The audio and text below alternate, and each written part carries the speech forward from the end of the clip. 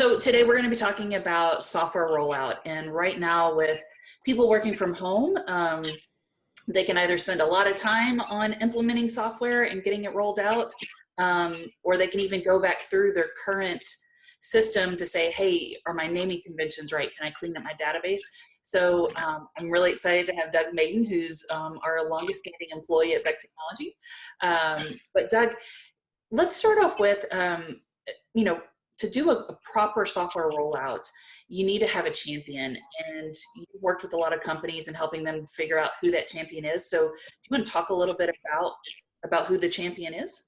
Sure. Thanks, Julie. So you're right. For every successful rollout, software related or even possibly any other, is you do need to have some sort of a champion, somebody iconic that can rally the troops and be passionate about change. Because the challenge that we all face is that we have a day job. And as you're trying to continue to use what you currently have to keep the doors open, you have to be able to also look ahead and start moving in the direction that would enable success or more success because of an adoption of a new technology. So whenever you talked about that champion, you didn't say a job title. You didn't say how long they need to be with the company. You didn't say that they should be leading a department. So for people that are saying, hey, we need to be looking at a software, we need to be looking at a new process, figuring out who that champion is, how is a company or a director of estimating, director of pre-con, are they the champion, or should they get someone on their team to really lead the effort?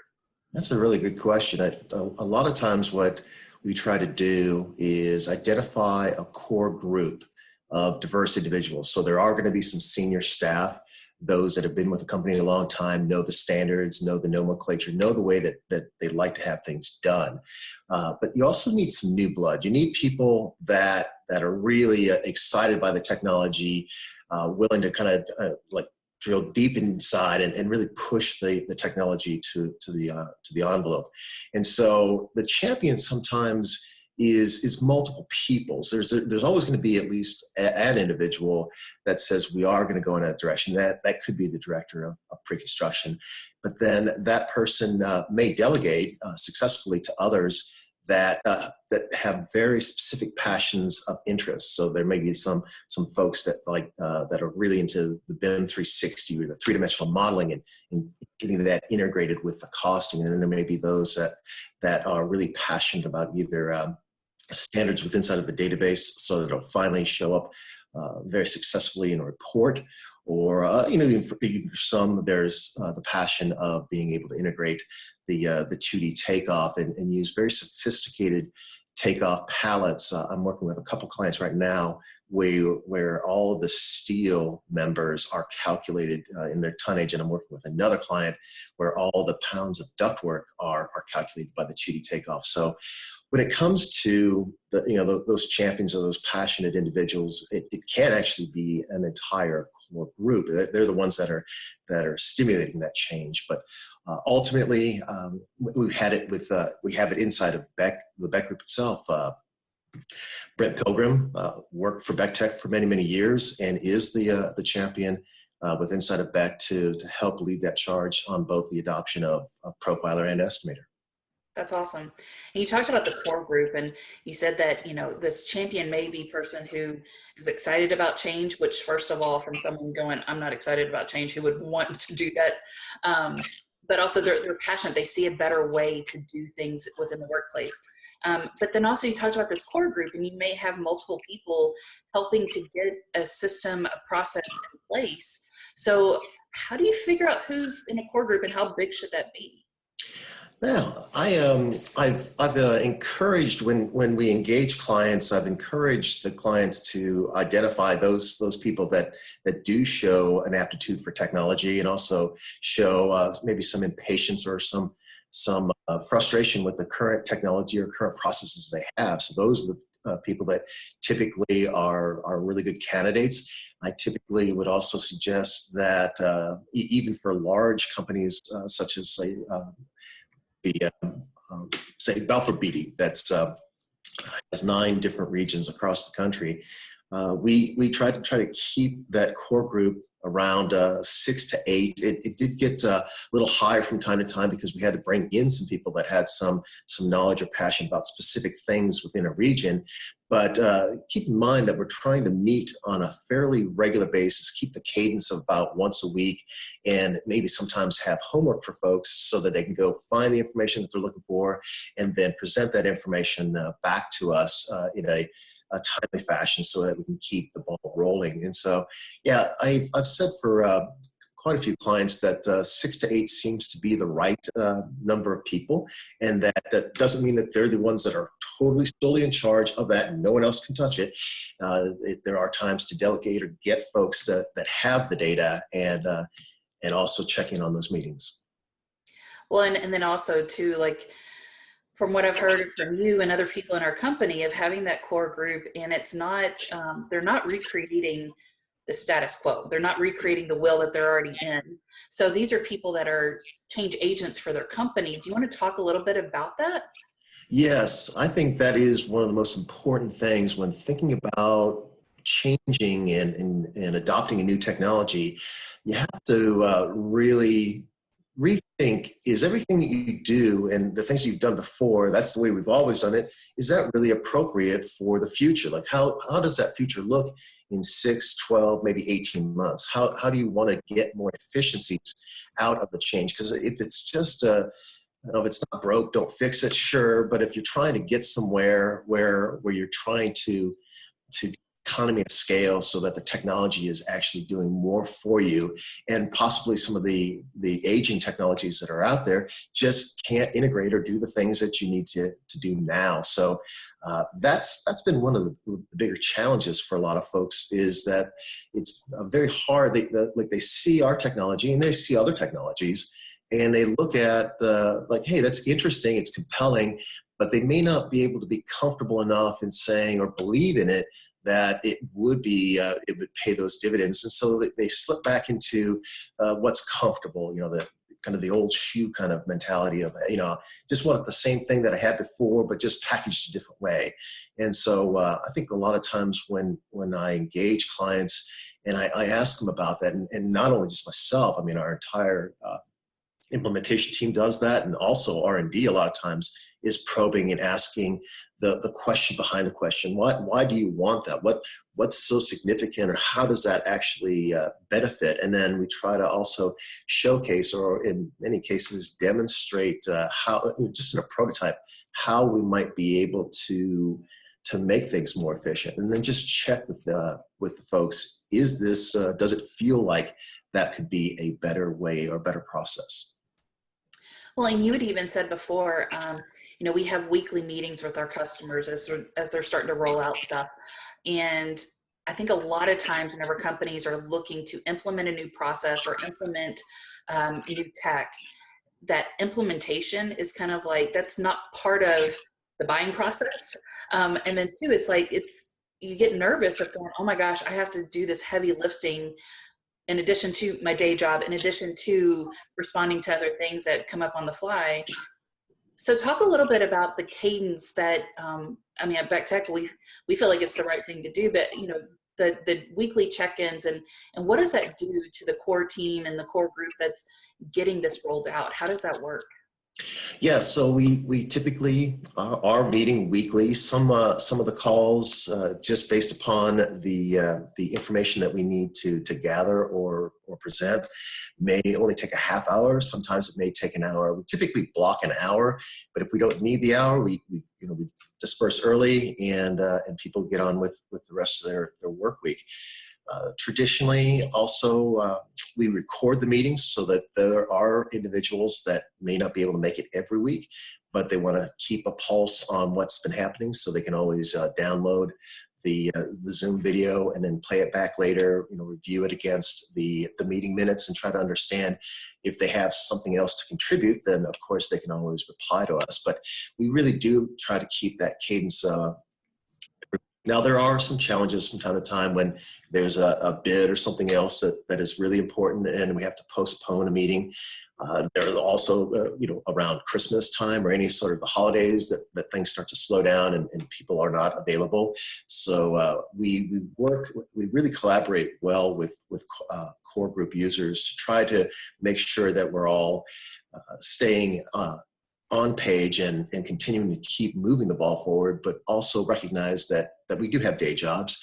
We have families, and we need to also we're not trying to solve any of the world's most severe problems. We're just trying to help that company move into a more efficient use or process. And so sometimes it just takes maybe a little bit longer, but overall, the cadence doing once a week seems to help for everyone, kind of just like setting an alarm clock and going to bed at kind of regular hours. I bet that's a huge sigh of relief for those people that are trying to roll that out. So that's awesome. Tell me a little bit about the pilot project. Why is that important for companies to even consider doing a pilot project? Well, this is probably something that like every technology company always encourages for clients to pilot and really test the product to its limits before they just roll it out company-wide to the organization for adoption, because you only really get one chance in the beginning to kind of get it right. And so in order to roll it out successfully to the entire group, you want to make sure that those that have been closest to the development and integrating of the standards into a database and into templates and reports and all that they have that first opportunity to really try it out on a parallel project or something that they've done in the past, that they start to say, okay, well, I was able to do this in 3 or 4 hours in the past, but hey, this is great. I'm familiar with the product. I know where all of the data is, and I can produce these results in the same amount of time, or possibly even a little faster, or maybe they get more things that they never had been able to get in previous types of technologies that they've been using. I have worked with several clients that would do one pilot. We make the adjustments, the course corrections that are necessary for the database and reports and dashboards and everything else. I've also engaged on a couple of projects where we do multiple pilots where we refine, and all of a sudden it's like, okay, we feel really comfortable that we can take this out to the organization and know that we can hit the ground running and have the output and the success that we're looking for. Must do pilot project, must do. Never say, no, we're just too busy. Let's just pull the trigger and go. That one could have a recipe for disaster. Good advice. And then let's talk a little bit about communicating internally. Why is that important? I mean, do you just communicate internally to your pre-con group, your estimating team, or is it more of a company-wide of, hey, this is where the company's going? I think it is both. Really, you have to communicate up and down the channels so that there are those that are probably interested in what what this little skunkworks organization or a group of people is working on, and it'd be helpful to share with everyone in the organization that there's something new and exciting that's coming around the corner, that it's going to help the organization's bottom line. It will make people more efficient, or potentially even let people go home at a reasonable hour and not have to work nights and weekends. And so you're trying to stimulate this enthusiasm or that change is always difficult for all people. Even myself, I just am frustrated sometimes when I get a new version of my iPhone, and all of a sudden, like, all my buttons and widgets are maybe not doing the same thing that I used to do, and I have to go online and try to figure out, like, what's this greatest thing that has come out on the iPhone. And then after a couple of days, then I'm more comfortable, like, okay, I get it. And so that same thing has to happen inside of every organization, is that you're communicating to whether it be a newsletter, maybe it's a small little video like we're doing here, saying, hey, here's a part of the technology that we're currently investigating, and it shows a lot of promise. And those could be things, again, such as integrated 3D takeoff, integrated 2D takeoff, maybe some output reports, things that show that the company as a whole, though they've been working in a certain platform and a certain process, that's not just going to go away. It's going to be complemented, and it's going to be richer for everyone. Well, and I think that's also important too, because especially whenever it comes to estimating and pre-construction, you know, there's the accounting comes into that, and job costs and coding and that type of stuff. And so the more that you can communicate across the board, it helps out the company tremendously. And then whenever we get into the pre-construction data lifecycle, that you can then use all this information that you've built in pre-con for years to then win the next project that, you know, you want your project pursuit people to be aware of, you want your field people to be aware of. So I think to your point of, yes, definitely needs to be communicated across pre-con and estimating, but then also across the company, because companies want to know that their teams are being innovative. And I think that's where this helps and comes into place.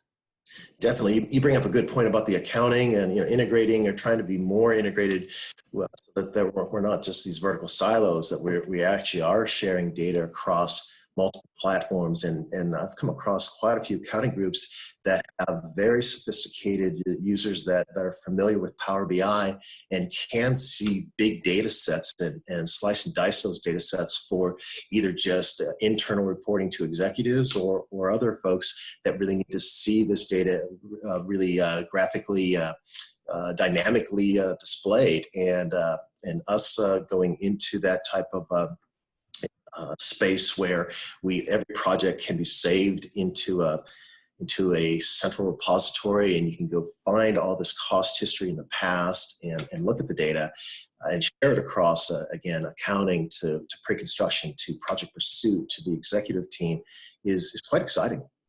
That's awesome.